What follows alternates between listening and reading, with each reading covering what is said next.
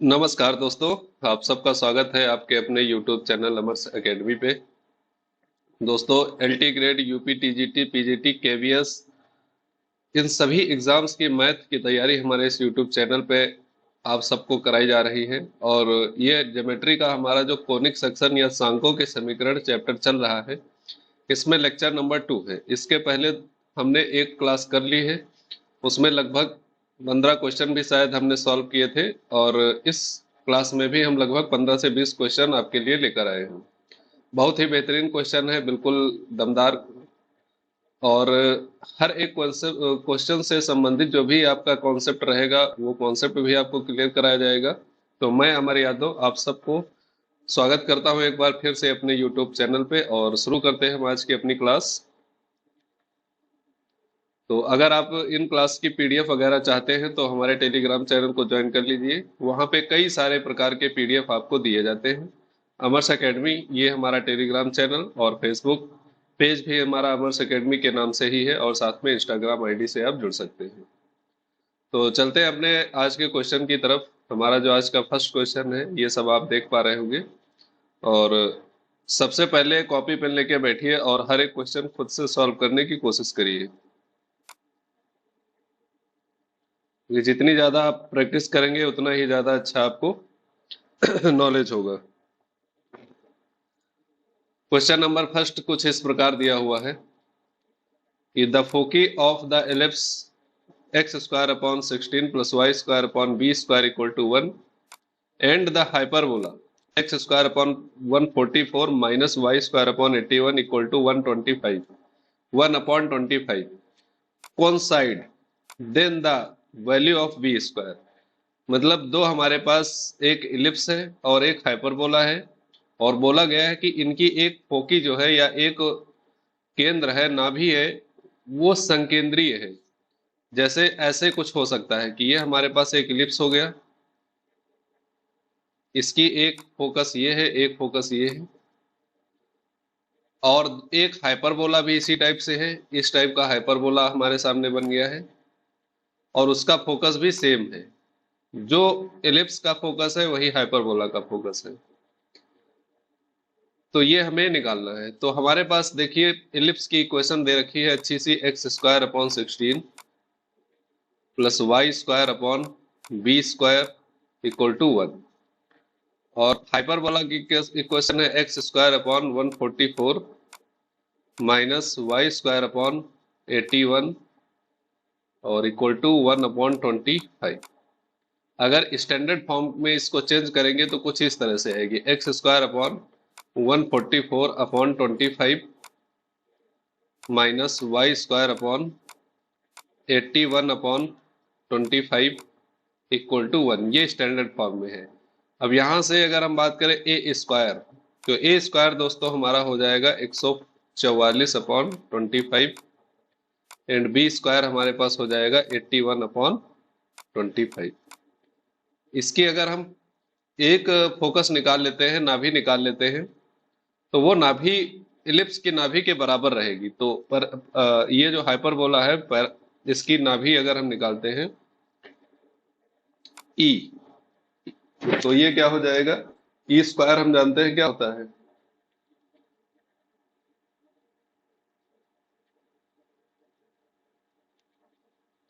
ये हाइपरबोला का एक वो नाभि का इक्वेशन लगा लेते हैं हम। हम्म,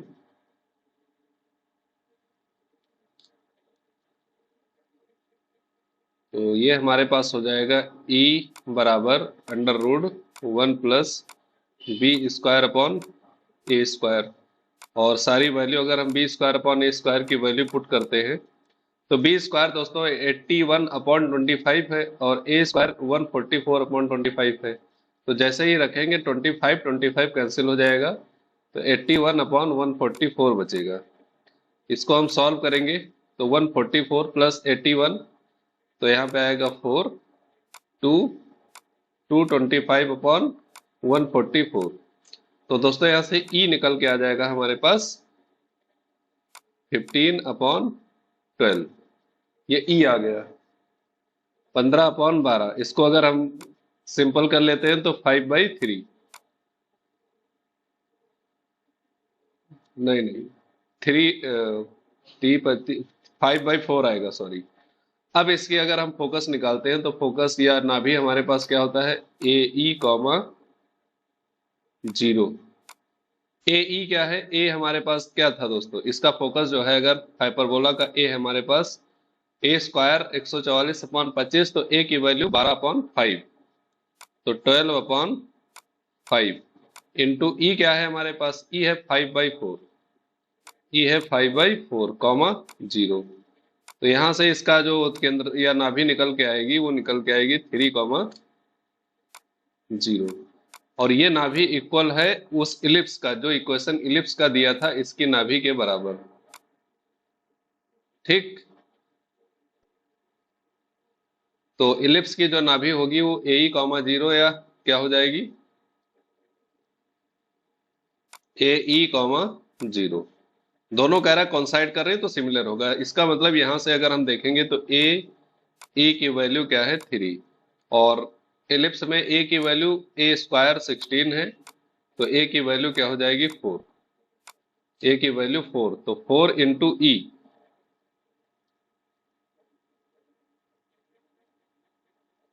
ए ई इक्वल टू 4। तो अगर हम ए की वैल्यू पुट करें 4 ई इक्वल टू 3, तो यहां से दोस्तों ई निकल के आएगा 3/4। ई निकल के आ गया है, अब बी निकाल सकते हैं, बी निकाल सकते हैं। देखो हमारे पास जो बी निकल के आएगा वो इलिप्स के लिए हम लोग इसेंट्रिसिटी या ई का अगर इक्वेशन लगाते हैं, वैसे हमारे पास ये होता है b square equal to a square 1 - e square, ये आप लोग जानते होंगे। तो ए हमारे पास क्या है दोस्तों, ए स्क्वायर है 4, तो सॉरी 16 है, 16। ए स्क्वायर क्या है 61 minus E square, E square हो जाएगा 9/16, तो 16 इंटू 9/16, यहाँ पे बचेगा 16 में से 9 जाएगा 7/16, 16 कैंसिल हो जाएगा, ओनली बचेगा 7। मतलब इसका जो बी की वैल्यू आई वो क्या आ जाएगी 7। Option number c correct answer होगा, ऑप्शन नंबर सी। तो सिंपल था, थोड़ा कैलकुलेशन जरूर थी, लेकिन इसको आप आसानी से कर सकते थे। दो फार्मूले जो हुए हैं एक इलिप्स की सेंटर, इलिप्स का जो भी सेंट्रिसिटी का इक्वेशन होता है वो हम लोग काफी समझते हैं, जानते हैं, एक फार्मूला ये हुआ है। और यहाँ पे हमने दोस्तों एक फार्मूला ये यूज किया था। तो ये हाइपरबोला की जो इसेंट्रिसिटी या उत्केंद्रता होती है ये b² / a² इस टाइप के होती है, और जो इलिप्स की उत्केंद्रता होती है वो हमारे पास ये है। ये इलिप्स के लिए हो गया। नेक्स्ट क्वेश्चन की तरफ आते हैं, क्वेश्चन नंबर 2। इसको आप सॉल्व करिए और इसका आंसर बताइए बहुत ही जल्दी।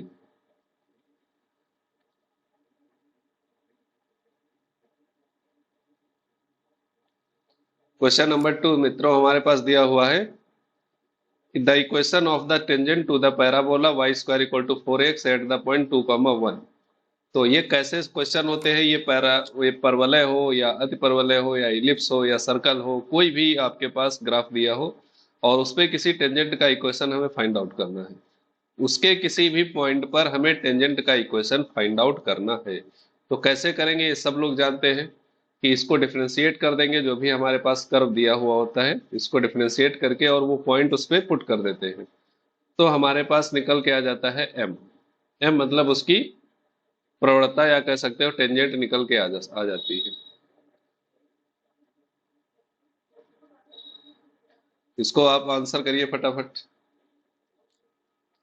तो यहाँ पे हमारे पास जो इक्वेशन दी है y² = 4x दिया है, अगर इसको हम डिफरेंशिएट करते हैं तो 2y dy/dx = 4, तो 2 2 जा 4 कैंसिल आउट हो जाएगा, और dy/dx हमारे पास आएगा दोस्तों 2/y। अब हमें पॉइंट दिया है 2,1, तो dy/dx एट द पॉइंट 2,1, तो 2, अब इस व्यंजक में x तो है नहीं, y है ओनली, तो y का कोऑर्डिनेट 1 रख देंगे, तो ये हमारे पास 2 आ जाएगा। मतलब ये जो हमारे पास निकल के आया है इसी को हम लोग m कहते हैं। m मतलब प्रवणता टेंजेंट, स्मॉल m। तो स्मॉल m इक्वल टू आ गया 2। अब हमें पता होना चाहिए equation of a line, equation of A line which passing through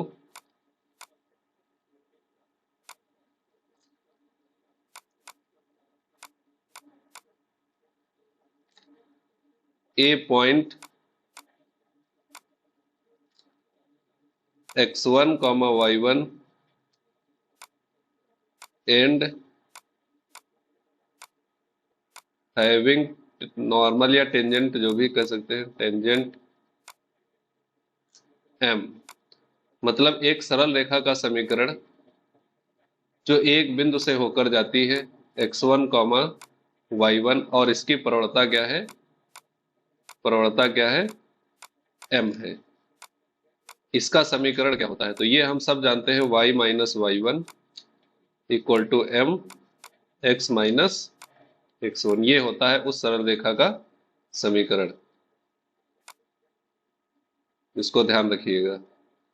अब यहीं से हम लोग क्या करते हैं, वो पॉइंट हमारे पास 1,2 दिया है, 2,1, तो ये पॉइंट x1 है और ये पॉइंट y1 है।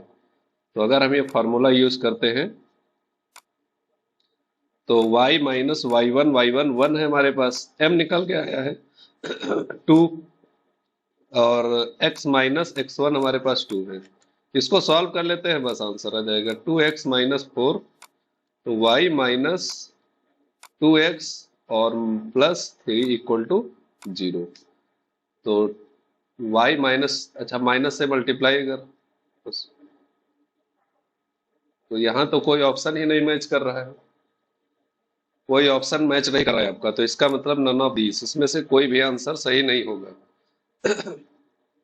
अब इसका शॉर्टकट देखिए, ये क्वेश्चन अगर आपके एग्जाम में आता है, अगर इस टाइप का कोई भी टेंजेंट पूछा जाता है आपके एग्जाम में, तो आप सबसे पहले क्या करेंगे, शॉर्टकट क्या रहेगा इसका, ध्यान से देखिएगा।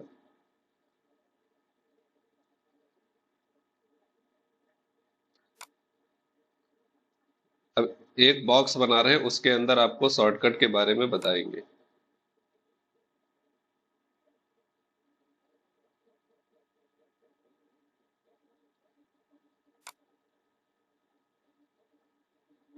देखिएगा शॉर्टकट, इस टाइप के क्वेश्चन कैसे करने हैं। आपको जब भी एहसास हो कि ये जो पॉइंट है वो हमारा कर्व पे है, तो कर्व को सेटिस्फाई करेगा, चेक करके देखिए। जैसे अगर इस पैराबोला की इक्वेशन में आप x इक्वल टू 2 और y इक्वल टू 1 पुट करते हैं तो इसको सेटिस्फाई कर रहा है, इसका मतलब ये पॉइंट कर्व पे ही है। और उसी पॉइंट पे हमें लाइन की इक्वेशन चाहिए, टेंजेंट या जो भी हमारे पास होती है टेंजेंट के समीकरण, वो एक सरल रेखा होती है और उसी पॉइंट पे ही सरल रेखा चाहिए। तो ये पॉइंट जो हमारे पास होगा ये उस सरल रेखा को भी तो सेटिस्फाई करेगा, ये बात देखिए, ध्यान रखिए आप। ये जो पॉइंट 2,1 दिया हुआ है ये उस सरल रेखा को भी सेटिस्फाई करेगा। तो अब ये पॉइंट आप ऑप्शन में रख के चेक कर लीजिए, जैसे ही ऑप्शन में रख के चेक करेंगे, अगर सेटिस्फाई कर रहा है तो ऑप्शन वही सही होगा आपका। तो अब चार, यहाँ पे 3 ऑप्शन में आपको इक्वेशन दी हुई है, अगर ऑप्शन ए में रखते हैं तो क्या आता है आप खुद चेक करके रख दीजिए, 4 माइनस 1 प्लस 2, ये सेटिस्फाई नहीं कर रहा है। सेकेंड ऑप्शन में x equal to 2, y equal to 1 रख के देखिए, कभी सेटिस्फाई नहीं करेगा। थर्ड ऑप्शन में x इक्वल टू 2 और y इक्वल टू 1 रख के देखिए, तो कभी सेटिस्फाई नहीं करेगा। इसका मतलब इन तीनों में से कोई आंसर था ही नहीं हमारा, option number D correct answer हो गया। आगे अगर इस टाइप का क्वेश्चन आता है तो मैं इसी ट्रिक से करूंगा, बाकी करने का तरीका आपके सामने है, आप चाहे तो उसको इस्तेमाल कर सकते हैं। अब आप भी अगर स्पीड बढ़ाना चाहते हैं, जल्दी क्वेश्चन करना चाहते हैं, तो इसको अपनाइएगा, ध्यान रखिएगा। क्वेश्चन नंबर आज का 3, ये सबसे बेहतरीन और सबसे आई थिंक टाइम टेकिंग सवाल है, तो इसको आप ध्यान से सुनिए, सोचिए और करिए। कोई अगर आसान तरीका आपको दिखता है तो उस तरीके से भी आप इसको सॉल्व कर सकते हैं। करना क्या है, थीटा को एलिमिनेट करना है। पूछा गया है समीकरण x बराबर 2a theta upon 1 plus theta square, y equal to a in bracket 1 minus theta square upon 1 plus theta square, जहां a नियतांक है और तथा वक्र का परिमित समीकरण या पैरामीट्रिक इक्वेशन क्या होगा। तो आपको थीटा को रिमूव करना है, या फिर कह सकते हैं थीटा को हटाना है, रिप्लेस करना है। तो इसके लिए आपका क्या क्या सोच सकते हैं, क्या कर सकते हैं, किस तरीके से थीटा को हम गायब कर सकते हैं, ये सोचिए थोड़ा, आप इसका आंसर निकालने की कोशिश करिए। अब ये क्वेश्चन अगर आप आसानी से करना चाहते हैं तो थोड़ा आपका ट्रिग्नोमेट्री फार्मूले अगर याद है तो बहुत आसानी से कर सकते हैं। दो फार्मूले आपके सामने लिख रहे हैं, ध्यान रखना। एक फार्मूला आपने पढ़ा होगा साइन 2 थीटा का, 2 tan theta upon 1 + tan² theta. ठीक है दोस्तों, एक फार्मूला आपने ये पढ़ रखा है कि साइन 2 थीटा बराबर क्या होता है, 2 tan theta upon 1 + tan² theta. एक फार्मूला आपने पढ़ा होगा cos 2 theta equal to 1 - tan² theta upon 1 + tan² theta. ये दो फार्मूले क्या आपको इस क्वेश्चन में दिख रहे हैं? ये दो फार्मूले क्या आपको इस क्वेश्चन में कहीं दिख रहे हैं? तो आप कहेंगे कि अगर अगर अगर हम क्या करें, थीटा की जगह पर टेन थीटा रख दे, थीटा की जगह पर टेन थीटा या टेन एक्स या टेन ए जो भी हम चाहें वो रख दे, वो रख दे, तो हमें क्या मिलेगा? हमें x बराबर क्या दिखेगा? ए अगर हम बाहर कर लेते तो x बराबर दिखेगा 2 tan theta upon 1 + tan² theta, ये दिखेगा। और y की जगह पर जैसे ही हम y में अगर थीटा की जगह टेन थीटा रखते हैं तो ये दिखेगा 1 - tan² theta upon 1 + tan² theta. दिख रहा होगा आपको ये। तो x इक्वल टू हम लिख सकते हैं a 2 tan theta upon 1 + tan² theta की जगह पे क्या लिखेंगे, sine 2 theta. y equal to क्या हो जाएगा, a cos 2 थीटा। अब दोनों को स्क्वायर करके ऐड कर दीजिए तो x² + y² equal to a² add करेंगे sin² 2 theta plus cos² 2 theta. अब ये सबको पता है 1 हो जाता है तो हमारे पास बचेगा x² + y² equal to a², मतलब ऑप्शन नंबर 20 का करेक्ट आंसर होगा। इस टाइप के क्वेश्चन हमें थीटा को एलिमिनेट करने पे आंसर प्राप्त हो जाता है। नेक्स्ट क्वेश्चन पे आते हैं, आज का क्वेश्चन नंबर 4। ध्यान से देखिएगा, बहुत बेहतरीन क्वेश्चन है। यदि 12x² - 10xy + 2y² + 11x - 5y + lambda equal to 0 दो सरल रेखाओं के युग्म को प्रदर्शित करता है, तब लैम्डा का मान क्या होगा? तो जो हमारे पास लिखा हुआ है बड़ा सा equation, 12x² - 10xy + 2y² + 11x - 5y + lambda बराबर 0, इसका कंपैरिजन करिए ax² + 2hxy + by² + 2gx + 2fy + c बराबर 0 से। इसकी तुलना करिए, तुलना करिए, कंपैरिजन करिए। तो जब ऐसा करेंगे आपको a बराबर दिखेगा कुछ, कि a बराबर यहाँ पे कुछ लिखा हुआ है, a बराबर लिखा हुआ है 12, 2h मतलब x और y का गुणांक ऊपर क्या है, -10, तो 2h इक्वल टू -10, तो h इक्वल टू -5 बचेगा, -5। y² का कोफिशिएंट नीचे b है, ऊपर क्या है, y है, तो b इक्वल टू 2 हो जाएगा। आगे बढ़ते हैं तो x का अगर कोफिशिएंट देखते हैं ऊपर नीचे, ऊपर 11 लिखा हुआ है, नीचे 2g लिखा हुआ है, तो 2g इक्वल टू 11, तो g इक्वल टू हो जाएगा 11/2। f का कोफिशिएंट इसी तरह मिलेगा -5/2, और c बराबर क्या हो जाएगा, लेम्डा। अब ये अगर हमारे पास समघात समीकरण जो है, general equation of second degree, किसी भी स्ट्रेट लाइन को रिप्रेजेंट करता है, किसी भी पेयर ऑफ स्ट्रेट लाइन को रिप्रेजेंट करता है, तो हम जानते हैं कि डेल्टा इक्वल टू क्या होता है, 0। अब डेल्टा होती कौन सी बला है, तो डेल्टा आपको पता होना चाहिए, डेल्टा क्या होता है, तो डेल्टा होता है ABC + 2FGH minus a f square minus b g square minus c h square. जो हमारे पहले के वीडियोस हैं उनमें ये सब फॉर्मूले पे कम से कम 2500 क्वेश्चन कराए गए हैं, तो वहां से जाके आप अच्छे से प्रैक्टिस कर सकते हैं।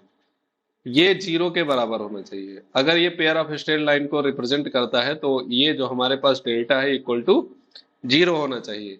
अब सारी वैल्यू अगर हम यहाँ पुट करते हैं, ए की वैल्यू है 12 और बी की वैल्यू है 2 और सी की वैल्यू है lambda plus 2 F G H. F हमारे पास मित्रों क्या है, -5/2 और जी क्या है 11/2 और एच क्या है -5 माइनस ए एफ स्क्वायर। ए है 12, एफ स्क्वायर क्या हो जाएगा हमारे पास 25/4, स्क्वायर करके लिख रहे हैं, F square 25/4 minus b g square.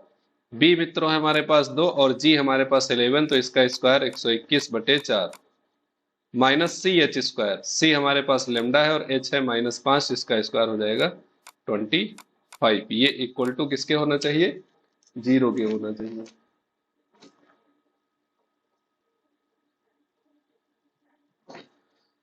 तो अब इसको अगर हम सॉल्व करते हैं स्टार्टिंग से, तो 12 का 12 दूनी 24 लेमडा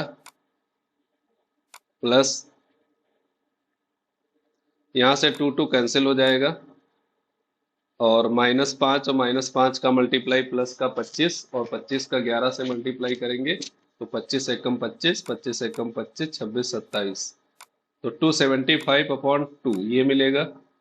आगे देखते हैं, 4 से इसको डिवाइड करते हैं, 4 तिये 12, 25 तिये 75, तो माइनस का 75 ये मिलेगा। आगे बढ़ते हैं तो 2 2 जा 4, तो माइनस 121/2। आगे बढ़ते हैं तो माइनस का 25 लेमडा इक्वल टू 0। दोस्तों यहाँ +24 लेमडा है, यहाँ -25 लेमडा है, तो माइनस का लेमडा बचेगा केवल। बाकी ये जो नंबर्स बचेंगे इनको हमें ऐड करना है। अगर हम देखें इसको,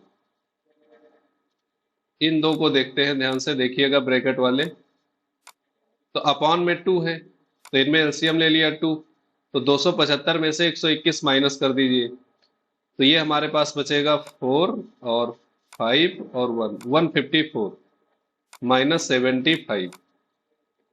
अच्छा 75 को हम क्या लिख सकते हैं, 2 से मल्टीप्लाई 2 से डिवाइड कर देते हैं ऊपर इंटू 2, तो हमारे पास ऊपर हो जाएगा 150 150/2। ये क्यों किया गया है, आसान करने के लिए, इक्वल टू 0।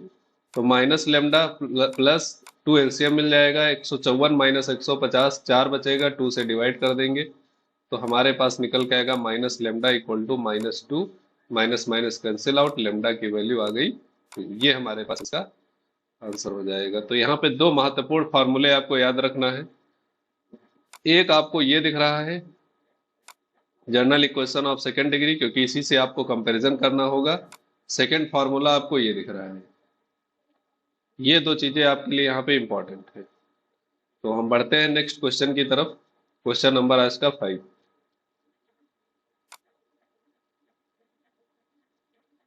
क्वेश्चन नंबर 5, वक्र y equal to 2x² minus x+1 के किस बिंदु पर खींची गई स्पर्शी y equal to 3x minus 9 के समांतर होगी। अब यहाँ पे क्या कहा गया है, इसको क्वेश्चन समझ लिया। टीजीटी 2001 का आया हुआ क्वेश्चन है कि एक कर्व है हमारे पास, कुछ भी हो सकता है, इसके किस पॉइंट पे स्पर्श रेखा खींची जाए कि ये जो दूसरी लाइन हमारे पास दिया है y इक्वल टू 3x+9 इसके पैरेलल हो, समांतर हो, तो ये पॉइंट हमें फाइंड आउट करना है कि किस बिंदु पर स्पर्श रेखा खींची जाए। जो कर्व हमारे पास दिया है y equal to 2x² minus x+1 के किस बिंदु पर स्पर्श रेखा खींची जाए कि हमारी रेखा जो हो वो दी हुई लाइन के क्या हो, समांतर हो। तो वो पॉइंट हम मान लेते हैं थोड़ी देर के लिए, कुछ क्या है x1, y1, point x1, y1 मान लेते हैं।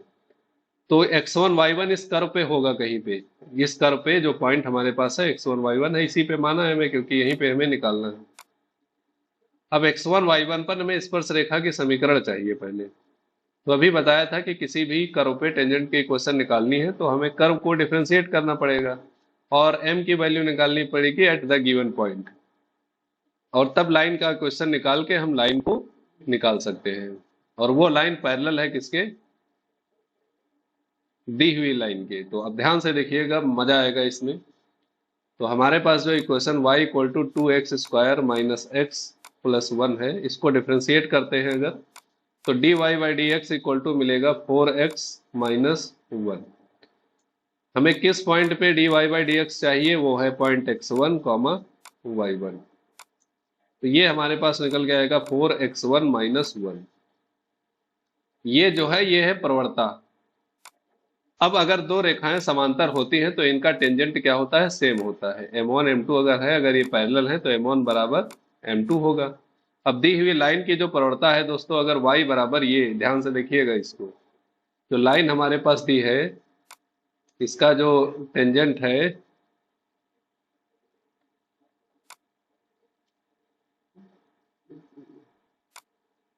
टेंजेंट क्या कह सकते हो इसका, 3y बराबर mx प्लस सी के रूप में दिया है, mx प्लस सी के रूप में। तो यहाँ से m क्या है, m 3 है, मतलब इसका जो टेंजेंट है वो 3 है।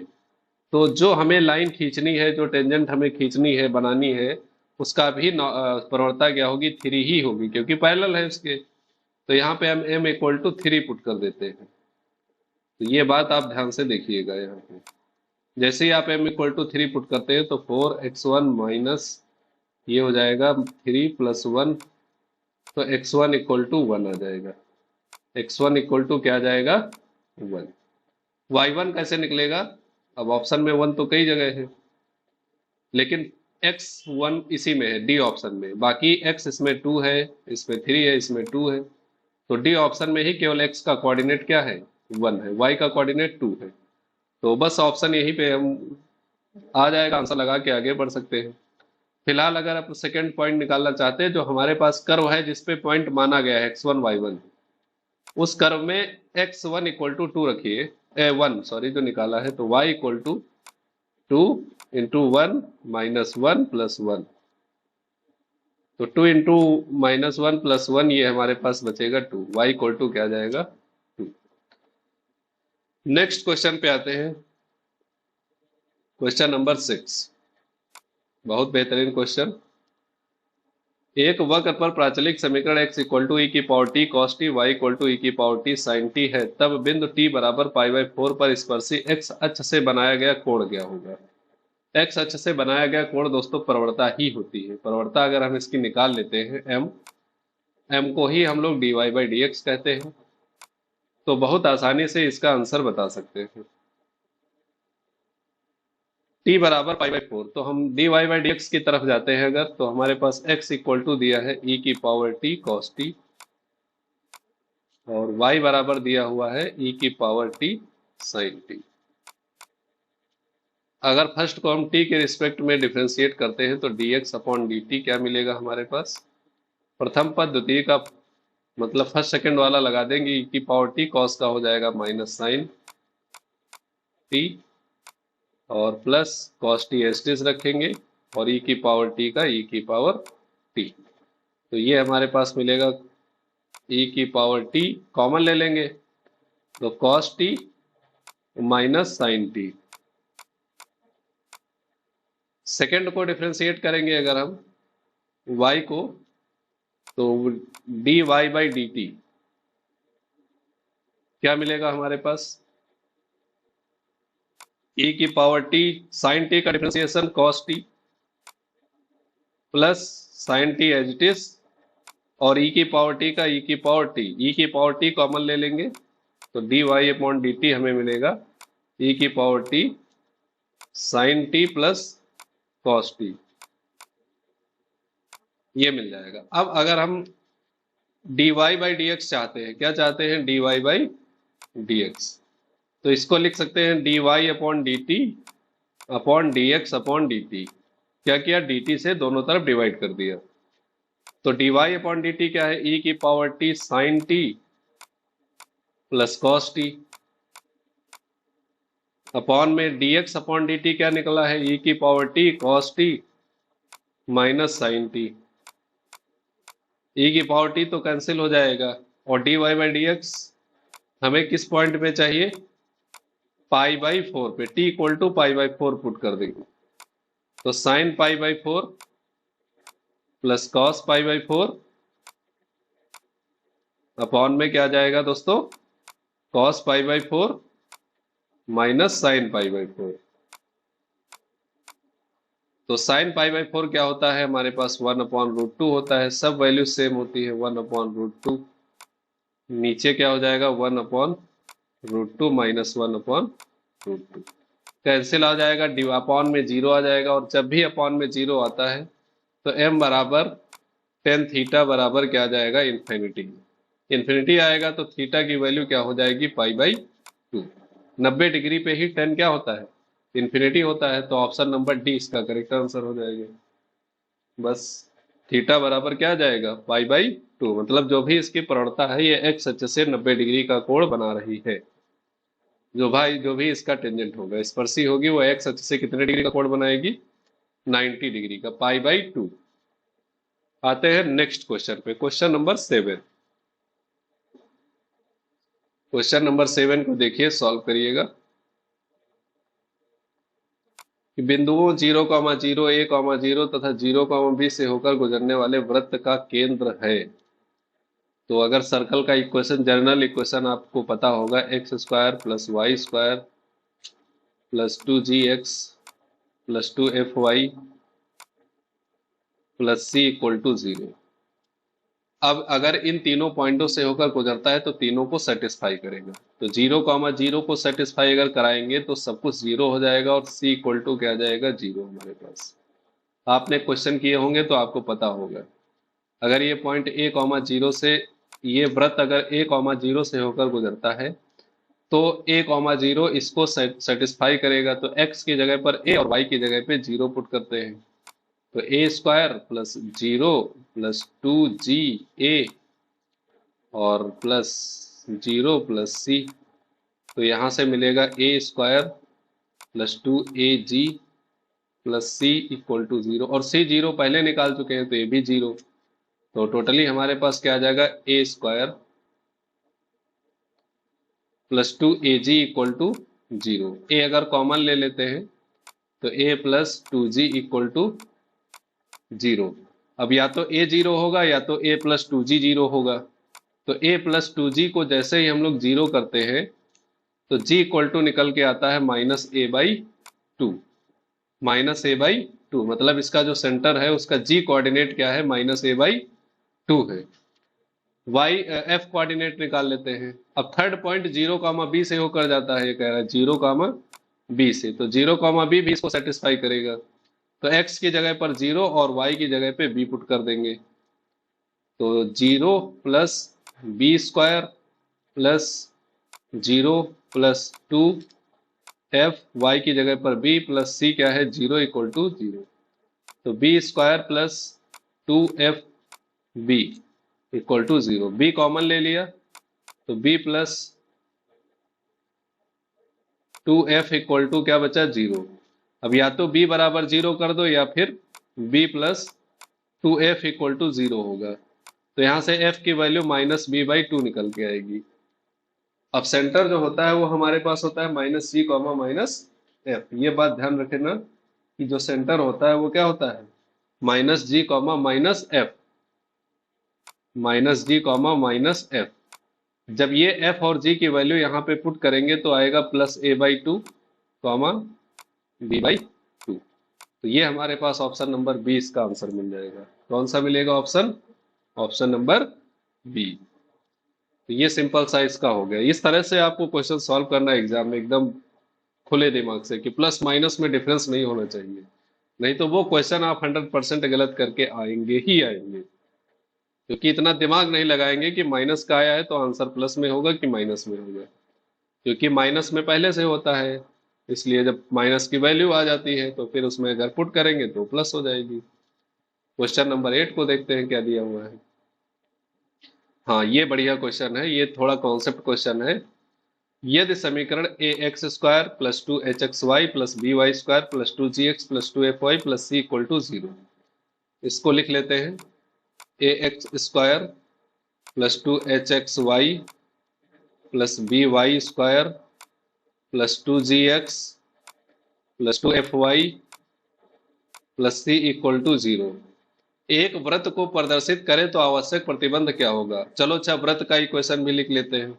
वृत्त का इक्वेशन अभी लिखा था एक्स स्क्वायर, या जर्नल इक्वेशन लिखते हैं ए एक्स स्क्वायर, नहीं a x square plus y square plus 2gx, अभी पिछले क्वेश्चन में लिखा था वही है, f y plus c equal to 0। इन दोनों का कंपैरिजन करिए और आंसर दे दीजिए। सबसे पहली बात आप ये देख रहे होंगे कि ये जो इसमें 2hxy वाला टर्म है,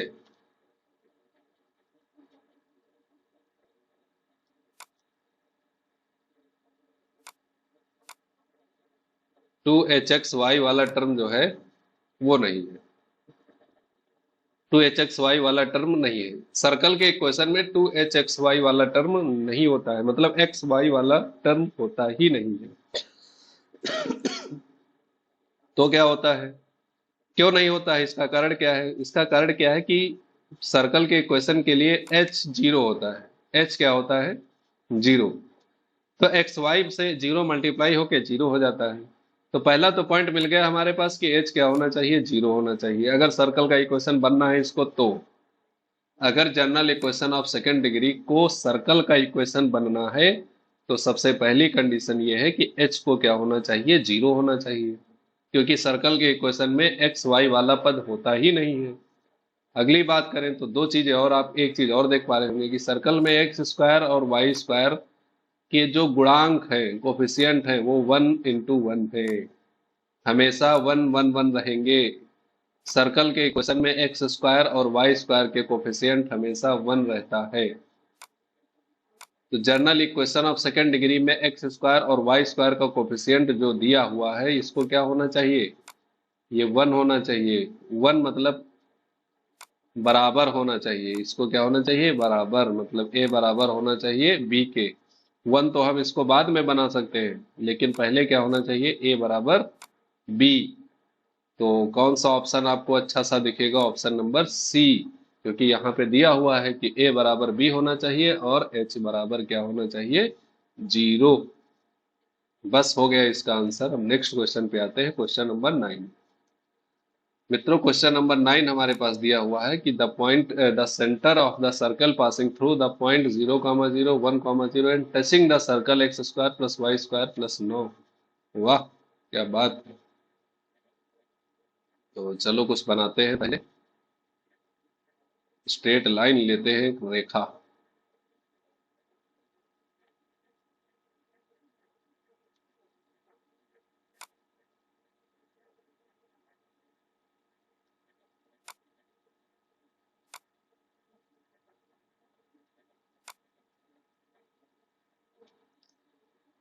ये चित्र आप देख पा रहे होंगे, क्वेश्चन को ध्यान से पढ़िए और इस डायग्राम को देखिए।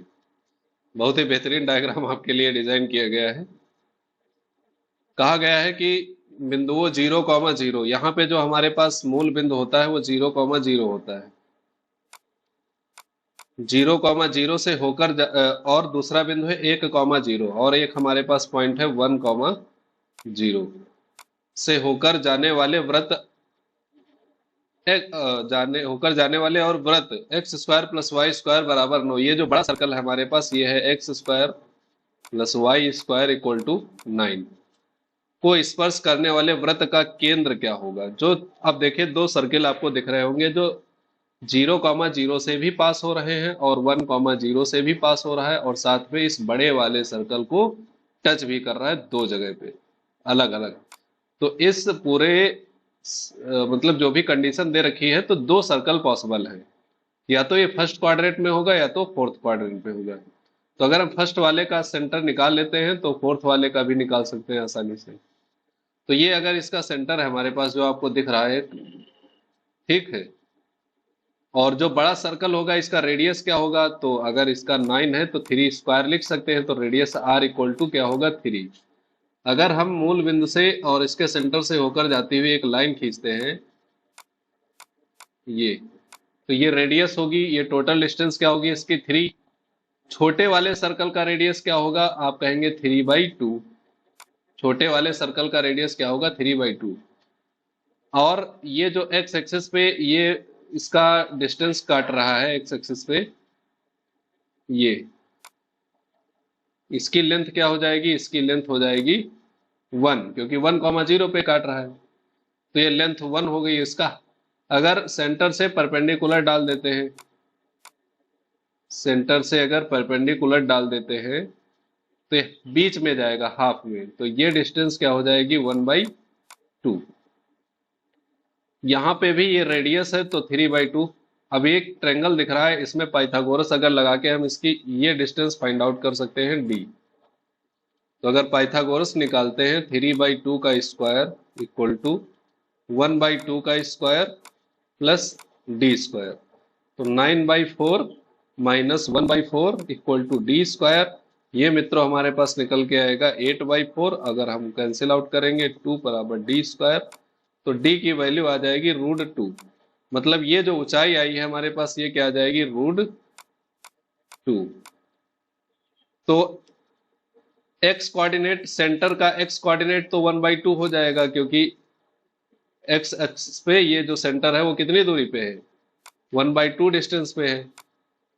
मतलब ये डिस्टेंस क्या है 1/2 ब्लैक वाली, और ऊपर वाली ये डिस्टेंस क्या है ये √2 है, तो इसका सेंटर हो जाएगा 1/2 √2। इसी तरह का फोर्थ क्वाड्रेंट में होगा तो केवल सेकंड का साइन चेंज हो जाएगा, -√2 हो जाएगा, वही ऑप्शन हमारे पास होगा। क्योंकि फर्स्ट क्वाड्रेंट में जो सर्कल है छोटा वाला उसका सेंटर यहाँ पे ऑप्शन में दिया ही नहीं है, फोर्थ क्वाड्रेंट वाला दिया है। तो ज्यादातर क्या करते हैं कि हम लोग फर्स्ट क्वाड्रेंट का ही पहले आंसर निकालते हैं, और नहीं मिलता है तो परेशान हो जाते हैं। तो थोड़ा सा और सोचने की कोशिश करिएगा कि इस टाइप का सर्कल या इस कंडीशन को फुलफिल करने वाला सर्कल एक चतुर्थांश में भी बन सकता है, और वहां पे y कोऑर्डिनेट क्या होगा माइनस का होगा, तो केवल माइनस की ही जरूरत थी, बस बाकी कुछ नहीं था। सिंपल था, आसान था, समझने की जरूरत थी। अगर समझ गए होंगे तो आसानी से सॉल्व कर सकते हैं इसको। नेक्स्ट क्वेश्चन पे आते हैं। आपको फिर बताते चले कि आपको बेहतरीन से बेहतरीन कॉन्सेप्ट यहाँ पे दिया जाएगा, बस आप बने रहिए लास्ट तक। इसको सॉल्व करने की कोशिश की गई है। चलिए मैं बताते हैं कैसे इसको सॉल्व किया गया है। इस क्वेश्चन को, इस टाइप के क्वेश्चन को हम इसी तरह से सॉल्व करेंगे हमेशा। Equation of a circle which touches 3x + 4y = 7 and passes through 1, -2 and 4, -3 is.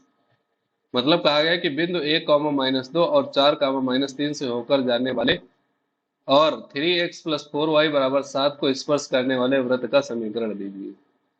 अब इसमें आधा क्वेश्चन दिया हो या ना दिया हो, केवल इतना हमसे कह देता कि 1, -2 से होकर जाने वाले वृत्त का समीकरण बताओ, तब भी हम इसका आंसर कर सकते थे, तब भी हम इसका आंसर कर सकते थे, और बहुत ही आसानी से।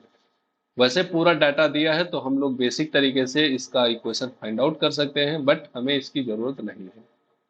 हम क्या करेंगे, ऑप्शन सेटिस्फाई करेंगे, क्योंकि जो पॉइंट दिया गया है वो सर्किल पर स्थित है। जो भी इसका समीकरण है वो इसी पे तो दिया है 1, -2, या दूसरा वाला पॉइंट जो है 4, -3 वो भी वृत्त पे ही दिया है, क्योंकि इन दोनों से वृत्त होकर जा रहा है और साथ में एक लाइन को टच कर रहा है, तो और अच्छी बात है।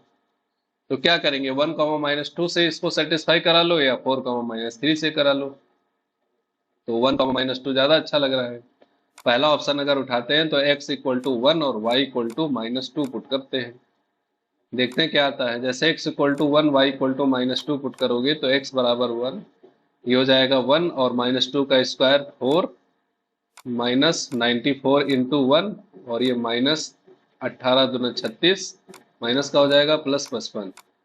इसको अगर सॉल्व करने के लिए बैठोगे तो कभी आंसर 0 नहीं आएगा, नॉट इक्वल टू 0, मतलब ये सेटिस्फाई नहीं करेगा। बी ऑप्शन को चेक कर लेते हैं तुरंत। 15x² मतलब 15 × 1 प्लस 15y² मतलब 15 × 4 = 60, -94 × 1 प्लस 18 दूने 36 और प्लस 55, इसको हल कर लेते हैं। प्लस 15 60, ये हो जाएगा 70 5 75।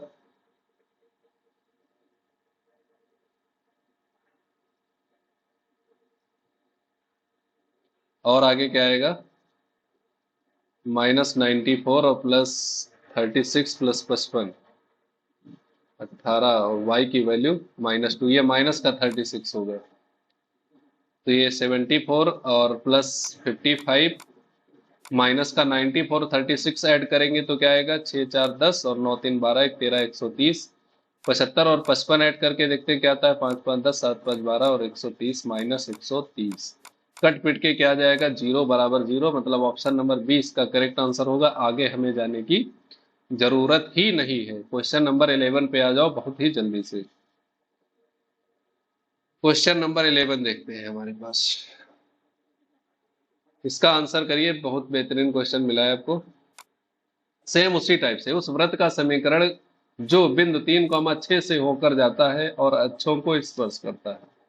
कहने का मतलब ये है, एक सर्कल है जो अक्षों को स्पर्श कर रहा है, लेकिन ये कहां से होकर जा रहा है, 3,6 से। बस हमें यही उठाना है। अगर सर्कल पे वृत्त मिल जाए तो सीधे इसको उठाओ, 3,6 सेटिस्फाई करा लो। जैसे ही आप सेटिस्फाई करोगे तो ऑप्शन नंबर सी शायद करेक्ट आंसर मिलेगा। पहले हमारे द्वारा किया गया, जब हम कभी प्रैक्टिस किया करते थे तो ये क्वेश्चन सॉल्व किया करते थे, वही निशान आप भी लगा हुआ है। पीजीटी 2011 का है वो क्वेश्चन, सरल आसान है, कुछ नहीं कर सकते आप, बता चुके कई बार इसका आंसर, आप कर लीजिएगा स्वयं। क्वेश्चन नंबर 8 नेक्स्ट देखते हैं, question number 12। The circle x square plus y square plus x plus y equal to 0 and x square plus y square plus x minus y equal to 0 intersect at the angle. हाँ, ये आया है question. यहाँ पे थोड़ा सा आपको diagram मिलेगा एक अच्छा सा, थोड़ा सा 2 सेकंड का वेट करिएगा।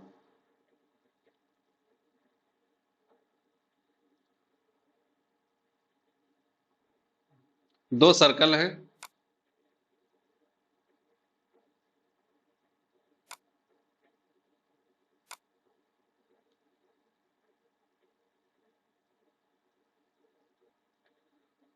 तो इस टाइप की कुछ कंडीशन दे रखी है और कहा गया है एक सर्कल का इक्वेशन हमारे पास, यह x square plus y square plus x plus y equal to 0, और सेकेंड सर्कल का इक्वेशन हमारे पास है x square plus y square plus x minus y equal to 0। ये दोनों सर्कल एक दूसरे को इंटरसेक्ट करते हैं, काटते हैं, तो जो इनका इंटरसेक्शन एंगल है वो हमें फाइंड आउट करना है। तो इंटरसेक्शन एंगल कुछ ये दिख रहा है हमें, ये एंगल फाइंड आउट करना है हमें। ये एंगल हम थोड़ी देर के अगर अगर थीटा मान लेते हैं, तो ये रेड वाली लाइन, ये आपके पास एक रेडियस है कैपिटल आर और ये रेडियस है स्मॉल आर। इसका ये सेंटर है C1 और सेकंड सर्कल का ये सेंटर है C2। तो इन सेंटर के बीच की डिस्टेंस क्या है, ये D मान लेते हैं अगर हम, तो यहाँ पे फॉर्मूला लगा सकते हैं कोसाइन रूल। वो कॉस थीटा बराबर क्या कहता है कि r square capital r square plus small r square minus d upon 2 capital r into small r. ये होता है हमारे पास कोसाइन रूल। इसकी सहायता से हम वो एंगल फाइंड आउट कर सकते हैं। इसकी सहायता से वो एंगल हम फाइंड आउट कर सकते हैं आसानी से। ठीक है, अब आगे देखिए। अब क्वेश्चन जो हमारे पास दिया है उसमें दो इक्वेशन है, उनका रेडियस निकालना पड़ेगा और उनके सेंटर के बीच की डिस्टेंस। तो दो काम हमें यहाँ पे करना है, रेडियस निकालना है और सेंटर के बीच की डिस्टेंस निकालनी है।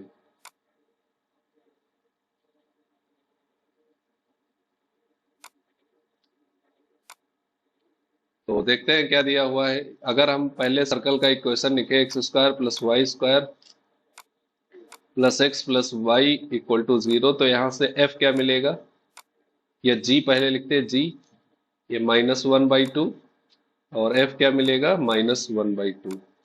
सी इक्वल टू है 0। अगर रेडियस निकालते हैं तो आर बराबर under root G square plus F square और माइनस का सी, सी तो 0 है, तो 1/2 का स्क्वायर 1/4 प्लस 1/4, तो ये हो जाएगा 2/4, तो हमारे पास आ जाएगी 1/√2। तो कैपिटल आर अगर हमारे पास आ गया 1/√2, तो स्मॉल आर भी निकाल लेते हैं। इसका इक्वेशन है x square plus y square plus x minus y equal to 0। तो रेडियस सेम आएगी दोनों को, आई थिंक रेडियस क्या आएगी, सेम आएगी। तो इसका स्मॉल आर क्या आ जाएगा, फिलहाल सेंटर निकाल लेते हैं क्योंकि सेंटर की जरूरत पड़ेगी हमें, सेंटर की हमें जरूरत पड़ने वाली है। तो ये g बराबर हो जाएगा यहाँ पे -1/2 और f बराबर हो जाएगा +1/2 और स्मॉल r क्या हो जाएगा 1/√2। सेम फॉर्मूले से निकालेंगे 1/√2। अब इस फॉर्मूले में रख सकते हैं कि cos थीटा बराबर, या डिस्टेंस बिटवीन बॉथ सेंटर या दोनों के सेंटर के बीच का डिस्टेंस हम पहले d निकालते हैं। क्या निकाल लेते हैं, d। तो d बराबर हो जाएगा √g, f और सेंटर का डिस्टेंस देखो, जैसे पॉइंट तो हमारे पास पॉइंट है, एक है -1/2 -1/2 और सेकंड पॉइंट है 1/2 -1/2। इनके बीच डिस्टेंस का फॉर्मूला लगा के हम इसके बीच का डिस्टेंस निकाल सकते हैं। तो जैसे ही पहली बार फर्स्ट पॉइंट में लगाएंगे तो ये हो जाएगा 1/2 प्लस 1/2 का होल स्क्वायर और सेकंड हमारे पास हो जाएगा 0। तो 1/4 मतलब ये हो जाएगा 1 का स्क्वायर, 1 का स्क्वायर 1 ही होता है, मतलब दोनों के बीच सेंटर के बीच का डिस्टेंस क्या है, 1 है। तो अब ये फॉर्मूला यूज कर सकते हैं, cos theta equal to capital r square, capital r हमारे पास √2 था, 1/√2 तो ये 1/2 हो जाएगा, ये भी +1/2 और माइनस d1 है अपॉन 2 इंटू 1/2 इंटू 1/√2 इंटू 1/√2। ऊपर क्या आएगा हमारे पास 1 + 1 1 - 1 अपॉन नीचे जो भी आए, लेकिन ये 0 हो गया। तो cos थीटा बराबर क्या हो गया, 0। तो थीटा की वैल्यू क्या होगी, 0 कब होता है cos, π/2 पे, मतलब 90 डिग्री पे एक दूसरे को इंटरसेक्ट कर रहे हैं। तो ऑप्शन नंबर डी इसका करेक्ट आंसर हो जाएगा। तो ऑप्शन नंबर डी इसका जो रहेगा वो करेक्ट आंसर मिल जाएगा आपको। ठीक, तो सिंपल समझ गए होंगे आप, ये फार्मूला भी आपको नया नया फार्मूला भी मिल गया।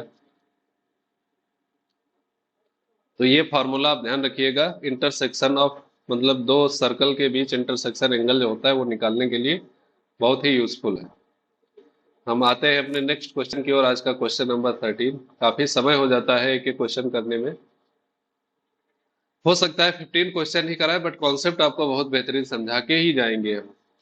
तो क्वेश्चन नंबर 13 आप देख पा रहे होंगे कि लिखा है the length of the tangent from 0,0 to the circle 2 times x square plus y square plus x minus y plus 5 equal to 0 is, मतलब एक सर्कल है उस पे हमें टेंजेंट की इक्वेशन फाइंड आउट करनी है। मतलब एक सर्कल है हमारे पास, ध्यान से देखिएगा, और बाहर के किसी पॉइंट से एक टेंजेंट लगा हुआ है, इस पे एक टेंजेंट खींचा गया है,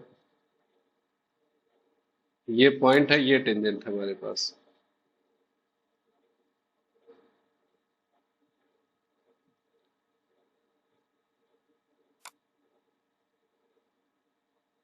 ये कोई भी पॉइंट हमें दिया है सेंटर के बाहर, मतलब सर्कल के बाहर कोई पॉइंट दिया है P x, x1, y1, ये पॉइंट है। तो ये सेंटर है इसका और इस पे ये रेडियस है, बाकी तो सब हम जानते ही हैं, ये r है और ये सेंटर, ये पॉइंट और सेंटर के बीच का ये डिस्टेंस है। अगर कभी हमें ये टेंजेंट की लेंथ अगर फाइंड आउट करने के लिए पूछ देता है, टेंजेंट की लेंथ, मान लो अगर हमारे पास सर्कल का इक्वेशन लिखा है x square plus y square plus 2gx plus 2fy plus c equal to 0, then length of tangent क्या होगी, लेंथ ऑफ टेंजेंट LT बराबर क्या होगा, √s, √s1 कह सकते हैं इसको, √s1। इसका क्या मतलब हुआ, S1 का मतलब क्या हुआ कि जो हमारे पास इक्वेशन दिया हुआ है उसमें हमने पॉइंट रख दिया x1 और y1, तो हमारे पास इक्वेशन बन जाएगी x1 square plus y1 square plus 2gx1 plus 2fy1 plus c, ये सर्कल इक्वेशन बन जाएगी हमारे पास। इसी के ऊपर अगर हम अंडर रूट लगा देते हैं तो यही हमारे पास बन जाएगा length of length of tangent, यही हमारे पास क्या बन जाएगा, लेंथ ऑफ टेंजेंट। ठीक, तो ये भी आपको याद रखना है फॉर्मूला, इंपॉर्टेंट है, अच्छा क्वेश्चन है, अच्छा फॉर्मूला है।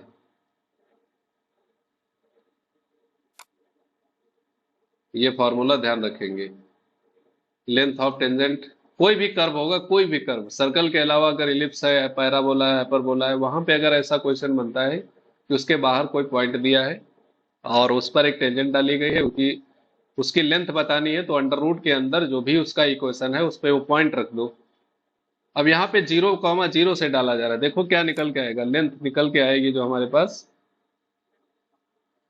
इसकी लेंथ निकल के आएगी, 0,0 से डाला गया है, तो एक्स की जगह पर 0 और वाई की जगह पे 0, धड़ाधड़ पुट कर दोगे तो सब कुछ 0 हो जाएगा, बस 5 बचेगा। तो इसका आंसर अंडर रूट क्या मिलेगा, 5। कुछ करना ही नहीं था, मैं आंसर ए ऑप्शन लगाओ, आगे बढ़ो, बस हो गया आज का क्वेश्चन। क्वेश्चन नंबर 13 हो गया, 14 पे आ जाओ, इसको लगाने की कोशिश करो, ये भी आपका बहुत बेहतरीन क्वेश्चन है। वृत्त x square plus y square minus x बराबर 0 तथा x square plus y square plus x बराबर 0 के उभयनिष्ठ स्पर्श रेखाओं की संख्या। अब हम आते हैं यहाँ पे आज के बेहतरीन कॉन्सेप्ट पे। पढ़ा जरूर होगा आप लोगों ने, लेकिन फिर भी एक बार हम आपको बताते चलें कि आखिर हमें पढ़ना क्या है। तो क्या करना है, यहाँ पे हमें सर्कल दिए हुए हैं, दो सर्कल दिए होंगे, दो सर्कल की इक्वेशन, ठीक है, दो वृत्तों की समीकरण हमारे पास दिया हुआ होगा, और उन वृत्तों के बारे में किस किस टाइप के वो वृत्त हो सकते हैं ध्यान से देखिएगा।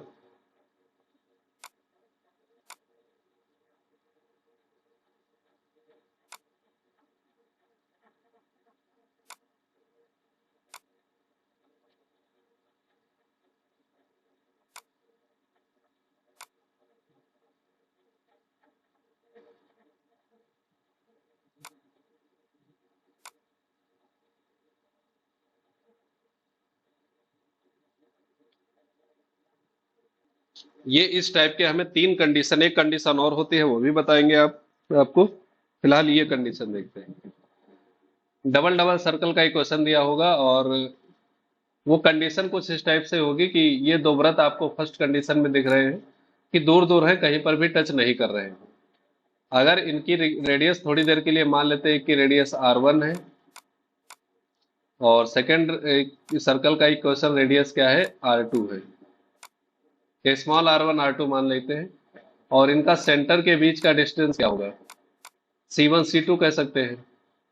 ठीक इसी प्रकार ये जो कंडीशन है, इसमें जो सर्कल का रेडियस है वो R1 है, और दूसरे सर्कल का रेडियस क्या है, R2 है, और सेंटर के बीच का डिस्टेंस क्या है, वही C1 C2 कह सकते हैं, C1 और C2। थर्ड सर्कल में भी ऐसे ही है कि इसका रेडियस हमने मान लिया R1, और सेकंड सर्कल का रेडियस मान लिया R2, और सेंटर के बीच का डिस्टेंस C1 C2। तो पहली कंडीशन क्या है कि पूछा जाता है कि दो सर्कल हैं, ये एक दूसरे को टच नहीं कर रहे हैं। तो ऐसी कंडीशन में आप देख पा रहे होंगे कि अगर सर्कल, हम इसको, इस पॉइंट को सर्कल का रेडियस अगर हम कहें थोड़ी देर के लिए, ये R1 है और ये क्या है, R2 है, ठीक है, कैपिटल R या स्मॉल r। तो R1 प्लस R2 क्या होगा, ये R1 प्लस R2 क्या होगा, इन दोनों रेडियस का जोड़, और इनके बीच की डिस्टेंस में आपको कोई अंतर दिख रहा है, बीच का डिस्टेंस जो है C1 C2, वो इनकी रेडियस के जोड़ से कहीं ज्यादा है, कितना ज्यादा है, इतना ज्यादा है, इतना। अगर ये दूरी आपको बीच की दूरी ना होती तो ये R1 R2 आपस में मिल जाते, तो दोनों के बीच रेडियस का जो सम होता, जोड़ होता, वो दोनों के सेंटर की दूरी के बराबर होता।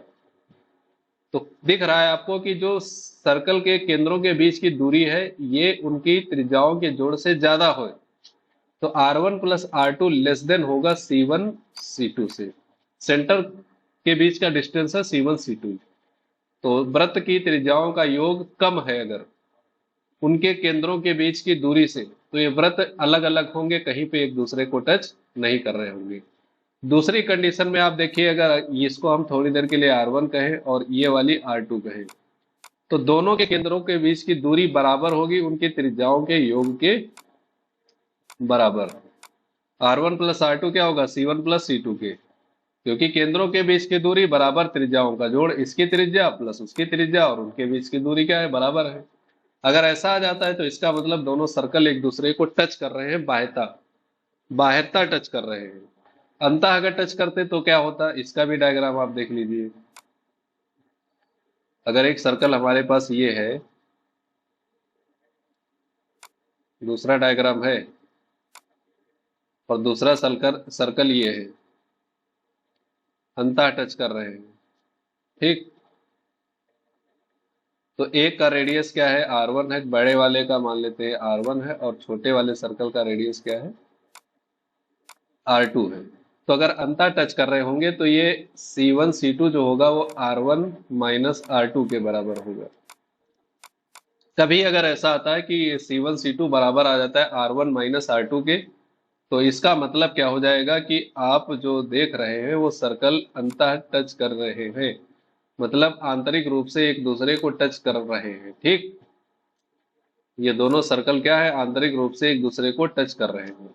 अगर C1 C2 R1 minus R2 के बराबर आ जाता है तो यही चौथी कंडीशन थी। लास्ट में देखते हैं कि ये एक दूसरे को इंटरसेक्ट कर रहे हैं। अब इंटरसेक्ट करने के मामले में आप जब ध्यान से देखेंगे तो अगर दोनों का रेडियस का जोड़ निकालते हैं, ये तो हो गई इसका रेडियस R1 और दूसरे का रेडियस ये हो गया R2, और सेंटर के बीच का डिस्टेंस ये हो गया C1 C2। ध्यान से देखिए, अगर R1 R2 को आप जोड़ेंगे तो क्या C1 C2 के बराबर आएगा या छोटा आएगा, बड़ा आएगा। तो R1 R2 जैसे जोड़ेंगे तो C1 C2 से बड़ा आएगा, R1 R2 greater than C1 C2, मतलब केंद्र के बीच की दूरी से ज्यादा है इनके त्रिज्याओं का जोड़। तो ऐसे कंडीशन में ये सर्कल जो होंगे वो एक दूसरे को क्या कह सकते हैं, इंटरसेक्ट कर रहे होंगे, इंटरसेक्ट कर रहे होंगे, ठीक। समझ गए बात,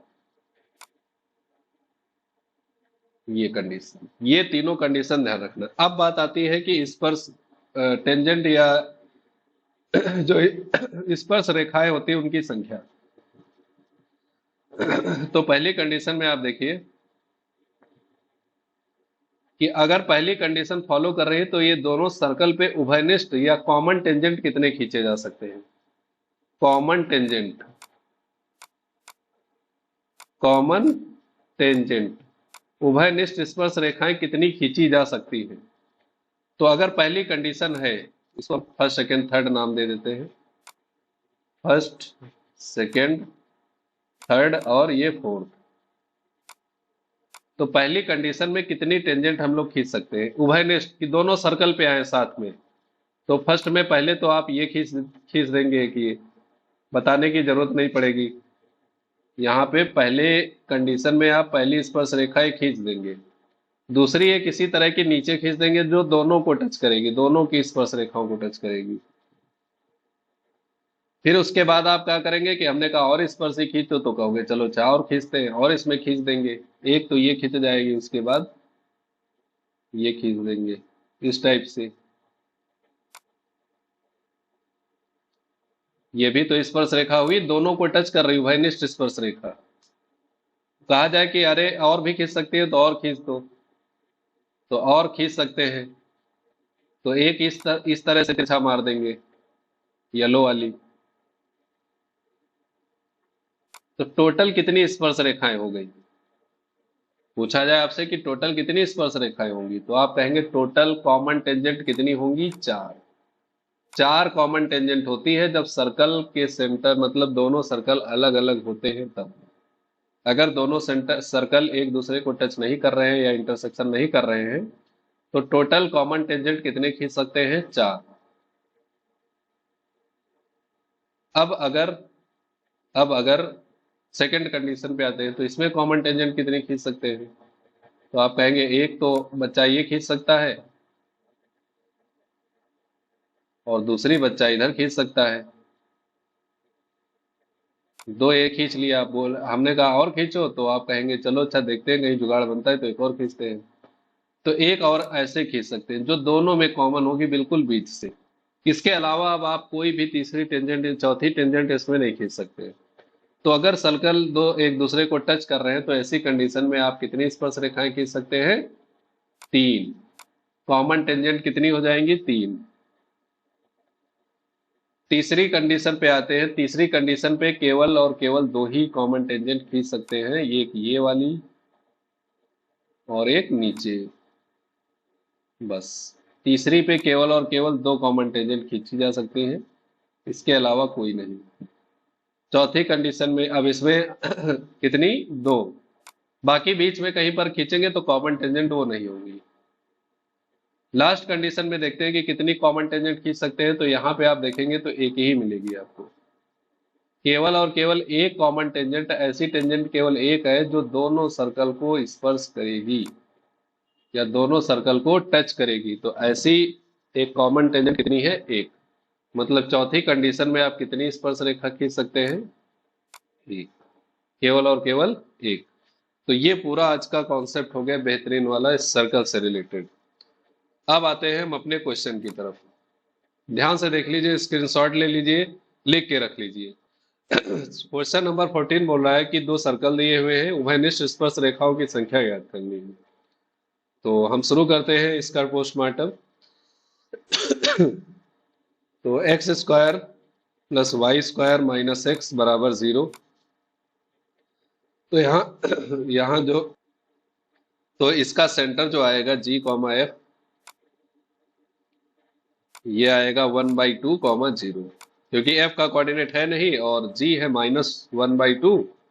जी -1 है तो +1/2 हो जाएगा। दूसरा जो इक्वेशन दिया है x square plus y square plus x equal to 0, यहाँ का जी कॉमा एफ क्या हो जाएगा? ये हो जाएगा -1/2, 0। रेडियस अगर निकालते हैं इसका आर बराबर, फॉर्मूला रेडियस का बार बार बता चुके हैं, g square plus F square minus सी। तो ना ही एफ है ना ही सी है, तो केवल 1/g स्क्वायर है। तो 1/2 आ जाएगी रेडियस। इसका रेडियस ये R1 मान लेते हैं थोड़ी देर के लिए, R2 मान लेते हैं। इसका रेडियस भी 1/2 का स्क्वायर, तो 1/2 ही आएगी रेडियस। सेंटर के बीच का डिस्टेंस निकाल लेते हैं। तो सेंटर के बीच का डिस्टेंस C1 C2 बराबर अंडर रूट, दो केंद्रों के बीच की दूरी है तो इनके इनके बीच अगर डिस्टेंस का फॉर्मूला लगाएंगे तो 1/2 प्लस 1/2 का होल स्क्वायर प्लस 0 स्क्वायर, तो 1 स्क्वायर इक्वल टू 1। तो C1 C2 कितना मिल गया हमारे पास? 1 आ गया। अब देखते हैं कौन सी कंडीशन आती है। तो R1 प्लस R2 क्या होगा? 1/R1 प्लस R2, और इधर लिखेंगे C1 C2। बीच में क्या चिन्ह आएगा वो हम बाद में देखेंगे। तो R1 1/2 है, R2 1/2 है और C1 C2 1 है। तो 1/2 जोड़ के 1 हो गया, 1 पहले था, दोनों बराबर आ गए। मतलब कि R1 प्लस R2 बराबर आ गया C1 C2 के। तो क्या होगा कि ये दोनों सर्कल एक दूसरे को ऐसे टच कर रहे हैं, और जब ऐसे टच कर रहे हैं तो उसके लिए हम टेंजेंट कितनी खींच सकते हैं? आप देख सकते हैं यहाँ पे कि कितनी टेंजेंट खींची जा सकती है। सेकंड कंडीशन में 3 टेंजेंट। कितनी टेंजेंट? 3। तो इसका ऑप्शन कौन सा सही हो जाएगा आपका? Option number D. Option number D इसका करेक्ट आंसर हो जाएगा। बस ये चेक करना था इसमें। नेक्स्ट क्वेश्चन पे आते हैं हम लोग, क्वेश्चन नंबर 15 आज का।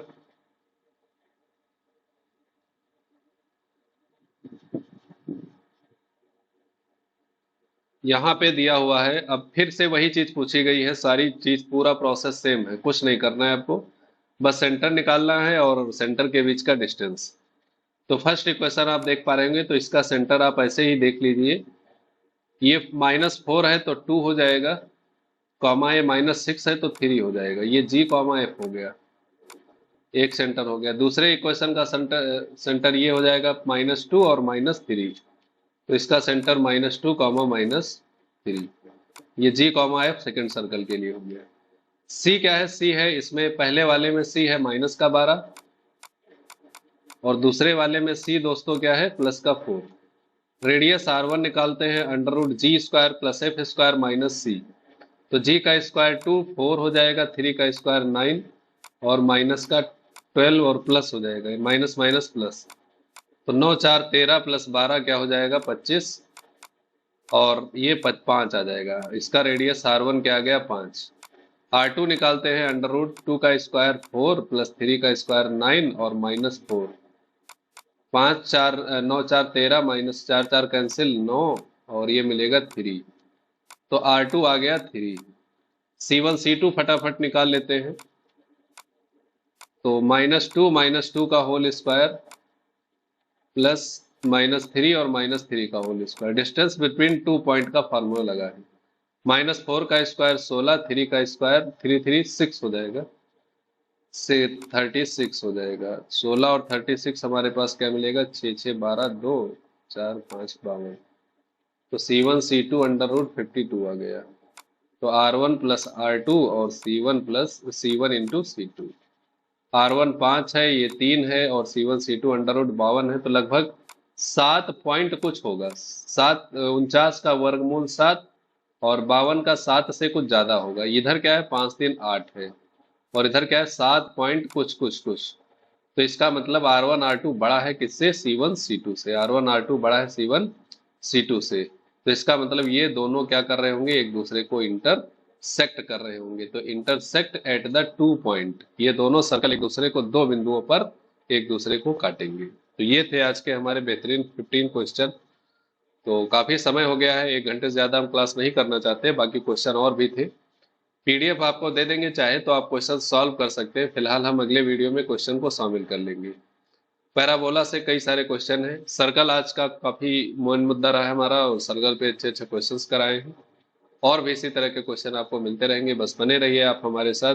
वीडियो अच्छा लगता है तो इसको लाइक शेयर और सब्सक्राइब करना बिल्कुल ना भूलें। तो मिलते हैं अगले वीडियो के साथ सभी दोस्तों को, तब तक के लिए बाय बाय।